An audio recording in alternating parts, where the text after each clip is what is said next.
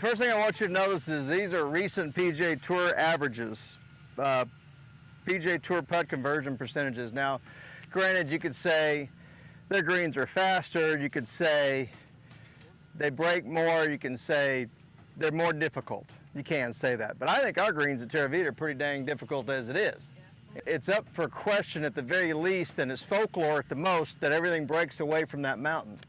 That may not be the case. On the PGA Tour, best putters in the world only make 38%. So I give you this to say, manage your expectations by this. If the best in the world, the best putters in the world, only make 38% of their putts from 10 feet, expecting to make 90% of them might be a little bit of an overreach. And when you get on the greens, before you psychologically beat yourself up for missing a 6-foot putt, you might want to go, well, I only make 65% of them from 6 feet on the best putters in the world, so it might be easier to forgive yourself and then go on to the next putt with a degree of optimism. You do not know what's about to happen, so you might as well choose optimism. My point is, choose optimism based on some reality. I'm going to stick a tee in the ground where you think you need to start this to make it go in. Show me where. Here. Okay. All right, so I'm going to line this up with a ball. 6 inches, so about right here? Yeah. Okay.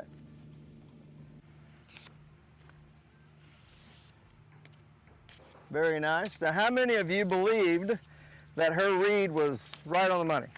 Let's test it and see. I don't think you should have to guess when you can measure, but putting is an educated guess, isn't it? Now, how many of you guys would believe that you need to play that much break right there? Is that wider than the width of the hole right there? From your tee to that green line, is that wider than the size of the hole? Sure. Yeah. If the ball rolls between those two ball markers there, if I get the speed just right, that should be pretty close to going in, right? If we go slower, what happens to it? All right. If we go faster, what happens to it? It's way too far. Right. So you've got a margin there. You can play it faster and play it more towards the left ball marker and it might go in. Or you can play it slower and go to the right ball marker and it might go in. So yes, it's direction, but it's also speed, isn't it? You also notice that even if I put these balls exactly in the same place on this ramp and nothing but gravity is making that roll, they roll differently.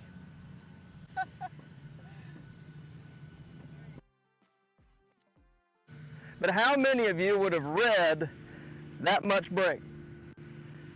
Right there.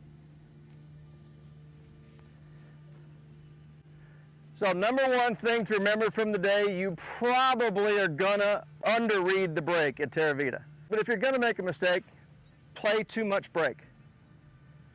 You have a much better chance of making it when you play too much break and hit it too easy than you do not playing enough break and hitting it too easy or too hard. But in all fairness, it should be science. I mean, it should be, except for the inconsistency of the grass you're putting on. Think about a curb that you step up on. In relation to the ball, that's about how high those imperfections are. A heel print can be like a curb to the ball. So it can deflect off of that.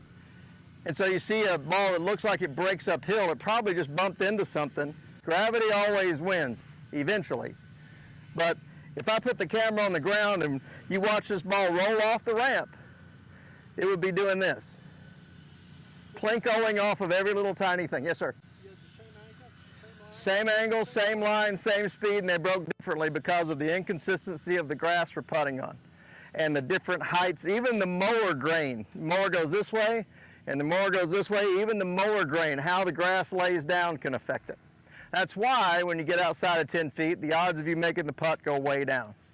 Why should I even try? Well, 2-putting is a reasonable expectation. If you make it, it's a bonus. Close your eyes. And can you feel the slope in your feet?